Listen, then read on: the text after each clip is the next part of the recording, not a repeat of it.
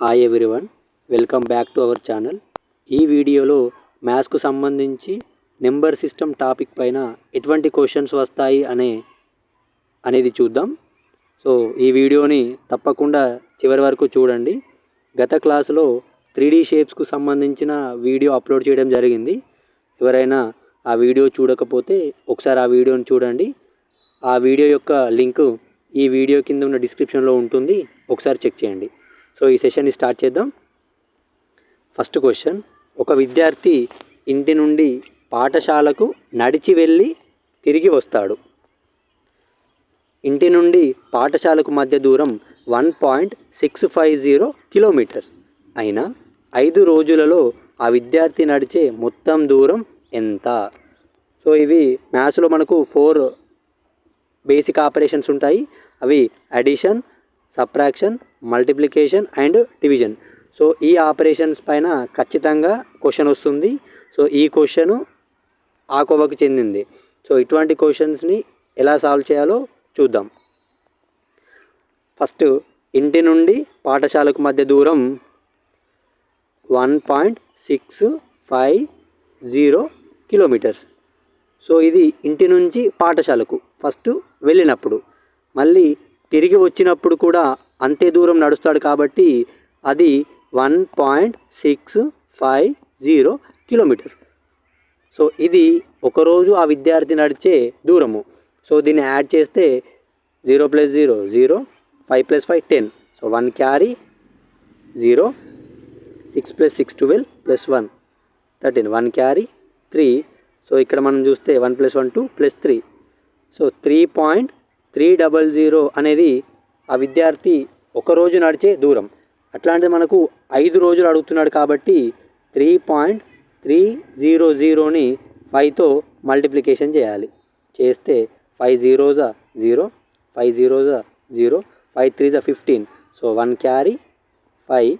So 5 3s 15 + 1 add చేస్తే 16.500 kilometres అనేటివి ఆ విద్యార్థి 5 రోజుల్లో నడిచే దూరము. సో దీనికి సంబంధించి ఆప్షన్ సి అనేది కరెక్ట్ అవుతుంది. సో ఈ వీడియో చూస్తున్నంతసేపు కాసేపు దీన్ని పాస్ చేసి ఆ క్వశ్చన్స్కి ఏం ఆన్సర్ వస్తుందో అనేది గెస్ చేయడానికి ప్రయత్నించండి ఫ్రెండ్స్, అది ఇంపార్టెంట్. నెక్స్ట్ క్వశ్చన్, 4 అంకెల అతి చిన్న సంఖ్య మరియు 5 అంకెల అతిపెద్ద సంఖ్యల మధ్య భేదం. సో ఇటువంటి క్వశ్చన్స్ కూడా రావడానికి ఆస్కారం ఉంటుంది. సో ఇటువంటి వాటిని చేయాలంటే ముందు ఆ అంకెలు ఏంటివో మనకు తెలియాలి. సో ఫస్ట్ 4 అంకెల అతి చిన్న సంఖ్య అది వచ్చేసి మనకు 1000. 5 అంకెల అతిపెద్ద సంఖ్య 99,999. సో ఈ 2 సంఖ్యల మధ్య భేదం కనుక్కోమన్నారు. భేదం అంటే మనం చేయాల్సిన మ్యాథమెటికల్ ఆపరేషన్ సబ్ట్రాక్షన్. కాబట్టి 99,999 నుంచి మనం 1000ని సబ్ట్రాక్ట్ చేయాలి. సో 1000 సబ్ట్రాక్ట్ చేస్తే 9 - 0 9, 9 - 0 9, 9 - 0 9, 9 - 1 8. సో మళ్ళీ ఇక్కడ 9. సో దీనికి సంబంధించిన ఆన్సర్ 98,999. కాబట్టి ఆప్షన్ బి అనేది కరెక్ట్ అవుతుంది. నెక్స్ట్, థర్డ్ క్వశ్చన్, హిందూ సంఖ్యామానంలో వేలు, లక్షలు మరియు కోట్లను వేరు చేయడానికి కుడి నుండి ఎడమకు ఏ స్థానాల తర్వాత కామాలు ఉంచాలి? సో ఇటువంటి క్వశ్చన్స్ అనేవి చాలా అరుదుగా వస్తూ ఉంటాయి. సో ఒకవేళ ఇట్లాంటి క్వశ్చన్స్ వస్తే ఎలా చేయాలి అనేది ఇప్పుడు చూద్దాము. హిందూ సంఖ్యామానంలో మనము వేలు, లక్షలు, కోట్లు అనుకుంటూ చదువుతాం కాబట్టి కామాలు ఏ స్థానాల తర్వాత ఉంచాలి అనేది చూద్దాము. సో మనం ఇక్కడ ఏదైనా ఒక నెంబర్ రాద్దాము.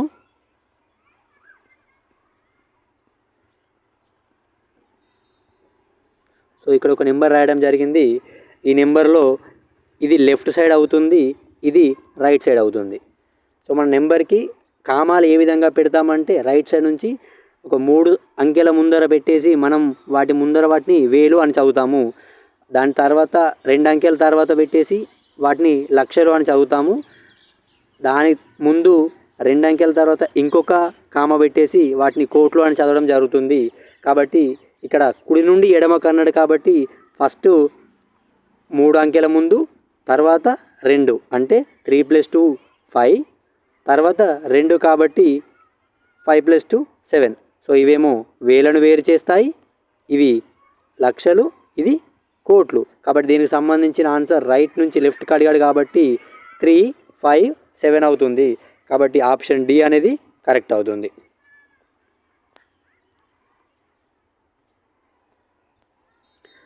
ఫోర్త్ క్వశ్చన్, క్రింది వాటిలో సరైన వాక్యాలను గుర్తించండి. ఇక్కడ ఒక 4 స్టేట్మెంట్స్ ఇవ్వడం జరిగింది. వాటిలో సరైన వాక్యాలను గుర్తించమన్నారు. ఆ స్టేట్మెంట్స్ ఏంటో చూద్దాము. పూర్వ సంఖ్య లేని ఒక సహజ సంఖ్య కలదు.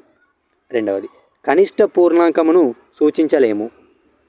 మూడవది, సంఖ్యారేఖపై కుడివైపున గల పూర్ణాంకము దానికి ఎడమవైపున ఉన్న దానికంటే పెద్దది. నాలుగవది, 1ని సంకలన తత్సమాంశం అంటారు. సో ఒక్కొక్కటి చేసుకుంటూ వస్తే మనకు ఆన్సర్ వస్తుంది ఫ్రెండ్స్. సో మొదటి దాన్ని చూద్దాము. పూర్వ సంఖ్య లేని ఒక సహజ సంఖ్య కలదు. పూర్వ సంఖ్య అంటే ఒక సంఖ్య నుండి 1ని తీసేసినప్పుడు వచ్చేదానిని పూర్వ సంఖ్య అంటాము. ఫర్ ఎగ్జాంపుల్ 2 నుంచి 1 తీసేస్తే మనకు 1 వస్తుంది. కాబట్టి 2కు గల పూర్వ సంఖ్య 1 మరియు ఇది సహజ సంఖ్య. అలాగే 3 నుంచి 1 తీసేస్తే మనకు 2 వస్తుంది. ఈ 2 అనేది కూడా ఒక సహజ సంఖ్య. అదే మనము 1 నుండి 1ని తీసేస్తే మనకి ఆన్సర్ 0 వస్తుంది. ఈ 0 అనేది సహజ సంఖ్య కాదు. అంటే పూర్వ సంఖ్య లేని ఒక సహజ సంఖ్య కలదు అనేది ఈ స్టేట్మెంట్ కరెక్ట్. నెక్స్ట్ రెండవ స్టేట్మెంట్, కనిష్ట పూర్ణాంకమును సూచించలేము. లెక్కించడానికి ఉపయోగించే సంఖ్యలని మనము సహజ సంఖ్యలు అంటాము. వాటిని nతో సూచిస్తాము. ఇవి మనకు 1తో స్టార్ట్ అవుతాయి.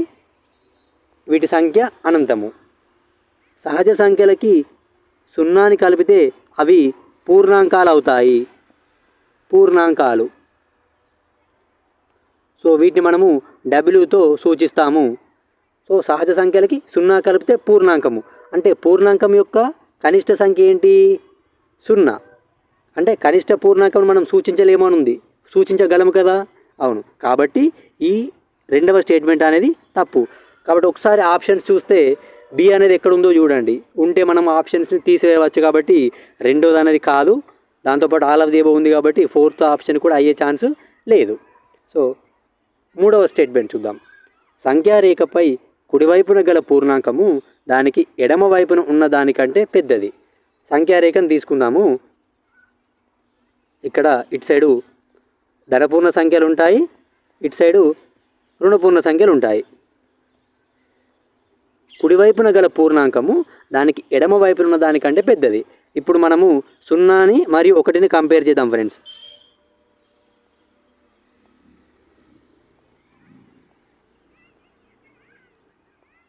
సున్నాని మరియు 1ని కంపేర్ చేద్దాము. ఇక్కడ గమనించినట్టయితే 1 0కి కుడివైపున ఉంది, రైట్ సైడ్. దీని యొక్క వాల్యూ పెద్దది, 1 పెద్దది. అంటే మనకి ఏమర్థమవుతుంది? రైట్ సైడ్లో ఉన్న వాల్యూ అనేది పెద్దది. కాబట్టి ఈ మూడవ స్టేట్మెంట్ కూడా సరి అయినదే. నాలుగవది, 1ని సంకలన తత్సమాంశం అంటారు. సంకలన తత్సమాంశం అంటే ఒక పూర్ణ సంఖ్యకు ఏ సంఖ్యని కలిపితే ఆ పూర్ణ సంఖ్యలో ఎటువంటి మార్పు ఉండదో ఆ సంఖ్యని సంకలన తత్సమాంశం అంటారు. ఇప్పుడు మనం ఒక సంఖ్యను తీసుకుందాము. ఆ సంఖ్య 2. సో 2కు దేన్ని కలిపితే దీనిలో మార్పు ఉండదు ఫ్రెండ్స్? 0. కాబట్టి 2 + 0 2. సో ఈ పూర్ణ సంఖ్యలో ఎటువంటి మార్పు లేదు. అలాగే 3కి కూడా 0ని కలిపితే ఈ పూర్ణ సంఖ్యలో ఎట్లాంటి మార్పు ఉండదు, 3నే వస్తుంది. కాబట్టి 0ని మనము సంకలన తత్సమాంశం అంటారు, 1ని అనము. 1ని ఏమంటారు? 1ని గుణకార తత్సమాంశం అంటారు. ఏ సంఖ్యనైతే 1తో గుణిస్తామో ఆ సంఖ్యలో మార్పు ఉండదు. 2ని మనం 1తో గుణించినప్పుడు ఎటువంటి మార్పు ఉండదు, మనకు 2 వస్తుంది. అంటే ఆ పూర్ణ సంఖ్య మారదు. అలాగే 3ని కూడా 1తో గుణించినప్పుడు ఆ పూర్ణ సంఖ్యలో ఎటువంటి మార్పు ఉండదు. సో ఈ 1ని మనము గుణకార తత్సమాంశం అంటాము, 0ని సంకలన తత్సమాంశం అంటాము. సో దీన్ని బట్టి 4వ స్టేట్మెంట్ అనేది తప్పు. ఓన్లీ 1 మరియు మూడవ స్టేట్మెంట్స్ మాత్రమే correct. So A and C అనేది ఎక్కడుందో చూస్తే ఆప్షన్ 1 అనేది కరెక్ట్ అవుతుంది ఫ్రెండ్స్. 5వ క్వశ్చన్ 235x 21yను 11 నిశ్శేషంగా భాగించిన x+y ఎంత? సో ఇక్కడ ఒక నెంబర్ ఇవ్వబడింది, దాన్ని 11 అనేది నిశ్శేషంగా భాగించబడుతుంది. అయితే దాంట్లో నెంబర్లో మనకి x అని y ఇచ్చారు. సో వాటి యొక్క సమ్ కనుక్కోమంటున్నారు. ఇటువంటి క్వశ్చన్స్ వస్తూ ఉంటాయి. సో ఎలా సాల్వ్ చేయాలో చూద్దాం ఫ్రెండ్స్. సో ఇది సాల్వ్ చేయాలంటే ముందు మనకు 11 యొక్క భాజనీయత సూత్రం తెలియాలి, డివిజిబిలిటీ రూల్ ఆఫ్ 11. సో 11 యొక్క భాజనీయత సూత్రము ఒక సంఖ్యలోని సరి స్థానాల్లో ఉన్న అంకెల మొత్తము మరియు బేసి స్థానాల్లో ఉన్న అంకెల మొత్తము సమానమై ఉంటే ఆ సంఖ్య 11చే నిశ్శేషంగా భాగించబడుతుంది. కాబట్టి ఇక్కడ మనము ఆ పాసిబిలిటీస్ రాద్దాము. సో ఫస్ట్ ఇక్కడ 2, 5, 2y. సో యాడ్ చేస్తే 2 + 5 7 + 2 9 + y. సో ఇటు సైడ్ ఏమొస్తుంది మనకు 9 + y. ఇటు 3 + x + 1. So 4 + x. సో మనం ఇప్పుడు పాసిబిలిటీస్ రాద్దాము. సో y ప్లేస్లో మనం ఇక్కడ 0 పెట్టామనుకోండి, ఇక్కడ దీని ఆన్సర్ ఏమవుతుంది 9. సో ఇటు కూడా 9 రావాలి కాబట్టి మనం దీని ప్లేస్లో 5 పెట్టాల్సి ఉంటుంది. సో ఇక్కడ కూడా 9. అలా కాకుండా ఇక్కడ మనం 1 పెట్టామనుకోండి, 9 + 1 ఇది మనకు 10 అవుతుంది. దీన్ని కూడా ఈక్వల్ చేయాలి కాబట్టి ఈ 5 ప్లేస్లో మనము 6 పెట్టాల్సి ఉంటుంది. ఇక్కడ కూడా మనకు 10 అవుతుంది. అంటే పాసిబిలిటీస్ 0 5 1 దాంతోపాటు 1 6 0 5 1 6. మళ్ళీ ఇక్కడ 9 + 2 అనుకోండి, మనకి ఇక్కడ వీటి యొక్క సమ్ 11 అవుతుంది.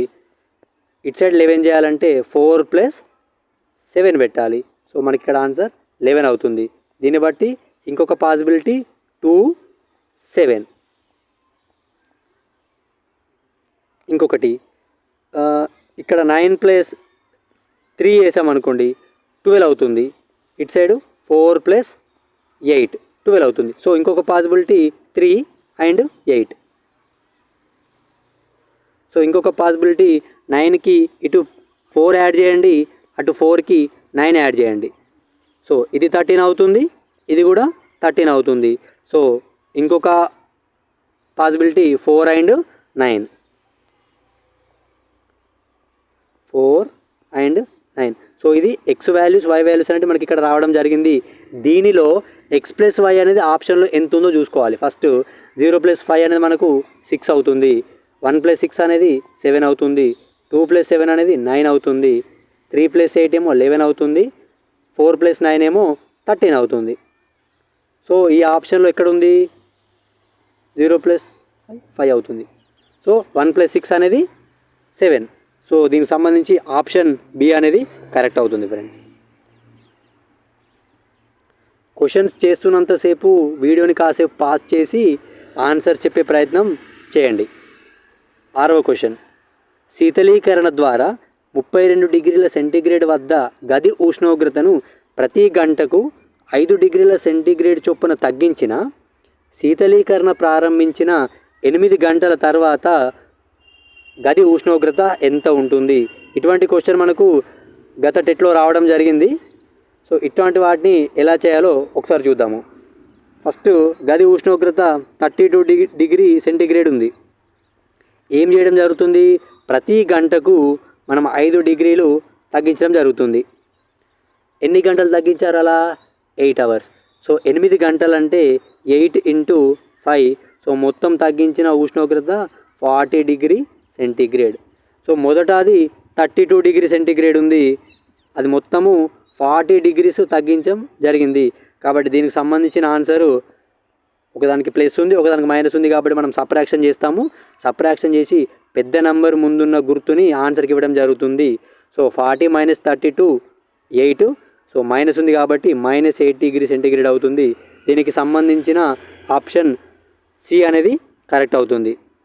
సో కొందరు నాన్ మ్యాథ్స్ స్టూడెంట్స్ ఎలా చేస్తారంటే ఇటువంటి ప్రాబ్లమ్స్ వచ్చినప్పుడు ఫస్ట్ 32 డిగ్రీస్ రాస్తారు. దాని తర్వాత దీని నుంచి ప్రతిసారి -5 డిగ్రీస్ చేసుకుంటూ వస్తారు. దీని తర్వాత ఇక్కడ 27 డిగ్రీస్ వస్తుంది. మళ్ళీ ఇట్లా ఒక 5 డిగ్రీస్ చేస్తూ వస్తారు. ఇలా చేయడం కూడా సరైన పద్ధతే, కానీ దీనివల్ల మీ టైం అనేది ఎక్కువ లాస్ అవుతుంది. కాబట్టి అలా కాకుండా ఇంతకుముందు చెప్పినట్టు సో ఈ 8ని 5తో గుణకారం చేస్తే మనకు 40 డిగ్రీస్ వస్తుంది. కాబట్టి 40 డిగ్రీస్ అనేది తగ్గుతుంది. సో అప్పుడు దాని నుంచి 32 తీసేస్తే మనకు ఆన్సర్ వస్తుంది ఫ్రెండ్స్. 7th question. ఒక దీర్ఘచతురస్రాకార కాగితం పొడవు 3/4 సెంటీమీటర్స్ మరియు వెడల్పు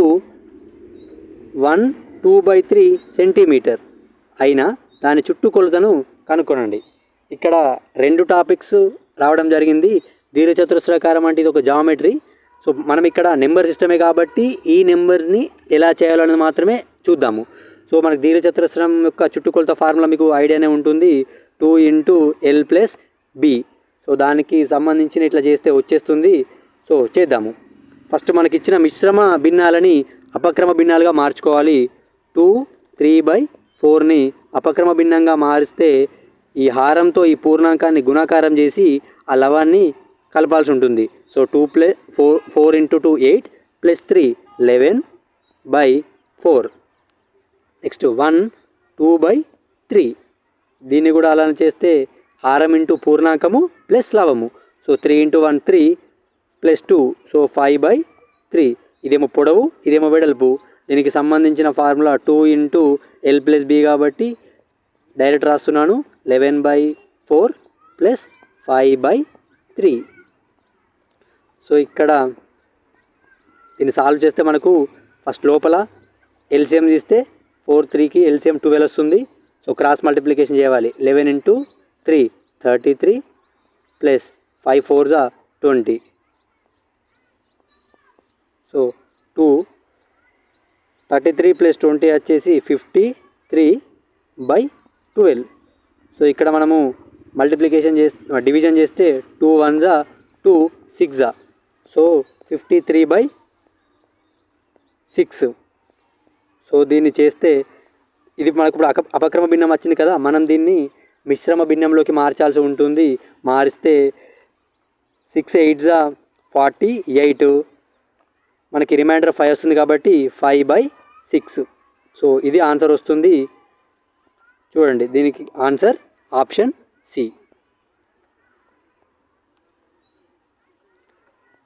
ఇటువంటి క్వశ్చన్స్ రెగ్యులర్గా వస్తుంటాయి. చూడండి, క్రింది వాటిలో సరైన ఆరోహణ క్రమాన్ని గుర్తించండి. ఫస్ట్ ఆరోహణ క్రమం అంటే మనకు తెలియాలి.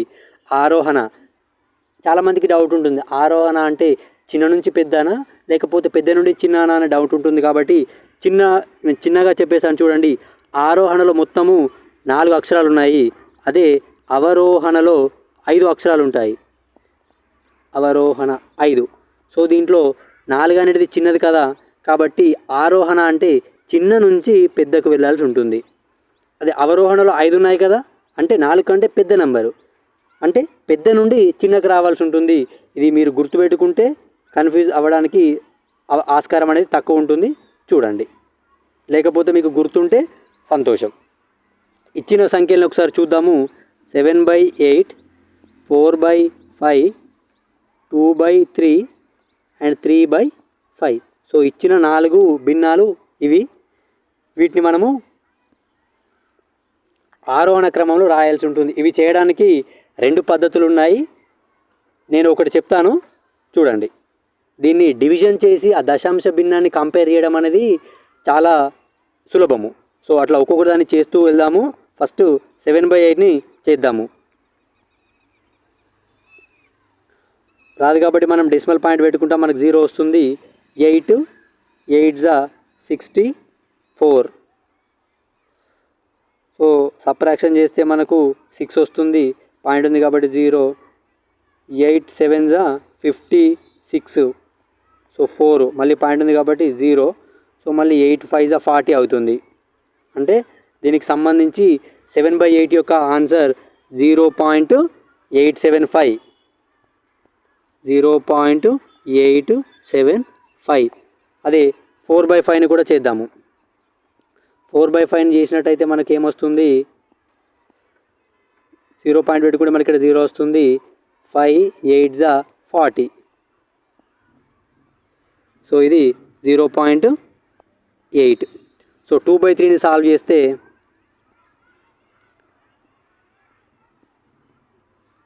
సో పాయింట్ పెట్టుకుంటే మనకు మళ్ళీ ఇక్కడ 0 వస్తుంది. 3 6 18. 2 పాయింట్ కాబట్టి మళ్ళీ 0. సో 0.6 అనేది రిపీట్ అవుతూ ఉంటుంది కాబట్టి ఇది 0.6గా రాద్దాము. నెక్స్ట్ 6 ఇది 3/5 ఉంది కదా, దాన్ని రాద్దాము. సో 5 ఉంది కాబట్టి పాయింట్ పెట్టుకుంటే మనకి ఇక్కడ 0 వస్తుంది. 5 6 30. సో దీనికి సంబంధించి 0.6. సో ఇప్పుడు మనము ఈ దశాంశాలు రాసాం కదా, వాటిని కంపేర్ చేస్తే రాయడం అనేది సులభం అయిపోతుంది. ఈ 0.6 అనేది చిన్నది కాబట్టి 3/5 ఎక్కడుందో అనేది చూసుకోవాల్సి ఉంటుంది. సో ఫస్ట్ ఎక్కడుంది 3/5, తర్వాత 0.6 అంటే 2/3 అనేది సెకండ్ వస్తుంది కాబట్టి ఇక్కడ. సో మీరు చూస్తే ఆప్షన్ డి అనేది కరెక్ట్ అవుతుంది. సో ఒకసారి ఇక్కడ గమనించండి, 7/8 ఇవి రెండు option A and option D almost మీకు సిమిలరే అనిపిస్తాయి, కానీ ఇది అవరోహణ క్రమము, ఇది ఆరోహణ క్రమము. మనకు అడిగింది ఆరోహణ క్రమం కాబట్టి ఆప్షన్ డి అనేది కరెక్ట్ అవుతుంది ఫ్రెండ్స్. 9th question 3.6 bar. దీన్ని 3.6 బార్ అంటే ఈ 6 అనేది రిపీట్ అవుతూ ఉంటుంది కదా, దీన్ని p/q రూపంలో రాసిన తర్వాత p + q వాల్యూ ఎంత అని అడుగుతున్నారు. సో ఇటువంటి క్వశ్చన్స్ కూడా వచ్చే ఆస్కారం చాలా ఉంటుంది కాబట్టి వీటిని ఎలా చేయాలో చూద్దాము. సో సగటు విద్యార్థి ఎలా చేస్తాడంటే దీనికి సంబంధించి దీన్ని పెద్దగా చేస్తూ వెళ్తాడు. అది ఎలానో చూపిస్తాను. ఫస్ట్ దీన్ని x అనుకుంటాడు. x = 3.666 ఇలా రాస్తాడు. ఎన్ని డిజిట్స్ అయితే రిపీట్ అవుతున్నాయో అన్ని సున్నాలున్న సంఖ్య, అంటే ఇక్కడ 1 రిపీట్ అవుతుంది కాబట్టి 1 సున్నా ఉన్న సంఖ్య అంటే 10 తోటి దీన్ని గుణిస్తాడు. అప్పుడు ఇది ఏమవుతుంది, 10x = ఈ పాయింట్ అనేది ఇటు వస్తుంది కాబట్టి 36.666 ఇలా అవుతుంది.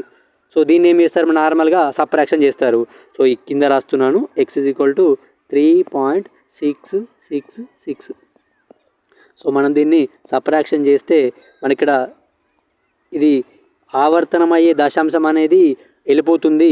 నెక్స్ట్ మనకు 6 - 3 అంటే 3, ఇక్కడ 3 వస్తుంది. ఇక్కడ సబ్ట్రాక్షన్ చేస్తే మనకు 10 నుంచి 1 తీసేస్తే 9x వస్తుంది. సో ఇక్కడ మనకు 9x = 33 వచ్చింది. So x = 33/9. సో మనకి p వచ్చింది, q వచ్చింది, కానీ మనకు అడిగిన ఆన్సర్ ఏంటి, p + q. సో అవి రెండింటిని యాడ్ చేస్తే 33 + 9 మనకు ఆన్సర్ అనేది 42 అవుతుంది ఫ్రెండ్స్.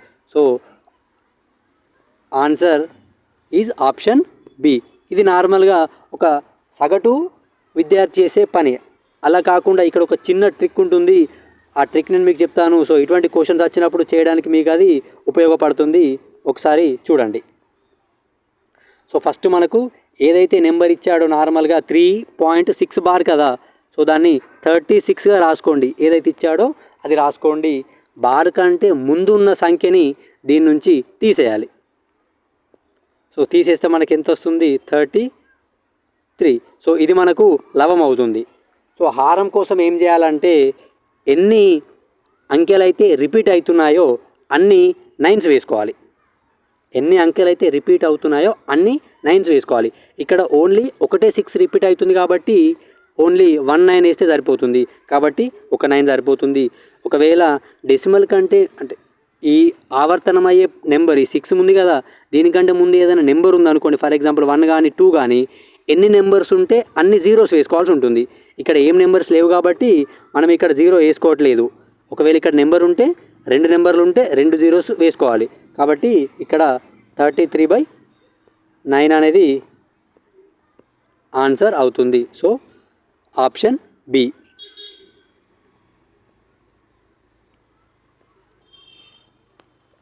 10th క్వశ్చన్ 34.029లో 2 యొక్క స్థాన విలువ ఎంత? స్థాన విలువలకు సంబంధించిన క్వశ్చన్స్ రెగ్యులర్గా వస్తుంటాయి. ఇటువంటి చిన్న బిట్స్ మనము ఎగ్జామ్లో తప్పు పెట్టి ఇంటికి వచ్చిన తర్వాత చాలా రిగ్రెట్ అవుతాం కాబట్టి అటువంటి తప్పు చేయకుండా ఉండడానికే ఈ ప్రయత్నము.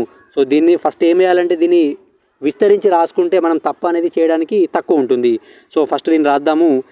దశాంశానికి కుడివైపు ఉన్నది ఏదేమో ఇది దశాంశ భాగము, ఇదేమో పూర్ణాంక భాగము. సో 34లో 3 × 10 ప్లస్ 4 × అది 1 ప్లస్ పాయింట్ తర్వాత 0 ఉంది కాబట్టి 0. దీని యొక్క స్థాన విలువ 1/10 ప్లస్ 2 × దాని యొక్క స్థాన విలువ 1/100 ప్లస్ 9 × 1/1000. సో మనకి ఇక్కడ 2 యొక్క స్థాన విలువ అడిగారు. సో 2 యొక్క స్థాన విలువ 2 × 1/100 కాబట్టి మనకిది 2/100 అవుతుంది. ఈ క్వశ్చన్ చూడగానే చాలామంది సి 1/100 అనుకుంటారు, కానీ 1/100 కాదు. ఇక్కడ ఏదైతే నెంబర్ ఉందో దాంతో దానికి మల్టిప్లై చేయాల్సి ఉంటుంది. కాబట్టి దీనికి ఆన్సర్ ఆప్షన్ డి. సో మీరు ఇక్కడ వరకు వచ్చారంటే ఈ వీడియో ఖచ్చితంగా నచ్చే ఉంటుందని అనుకుంటున్నాము. సో వీడియో నచ్చితే తప్పకుండా లైక్ చేయండి. టెట్ అండ్ డిఎస్కి ప్రిపేర్ అయ్యే మీ ఫ్రెండ్స్కి షేర్ చేయండి. మరిన్ని అప్డేట్స్ కోసం మా ఛానల్ని సబ్స్క్రైబ్ చేసుకోండి. Thank you. జై హింద్.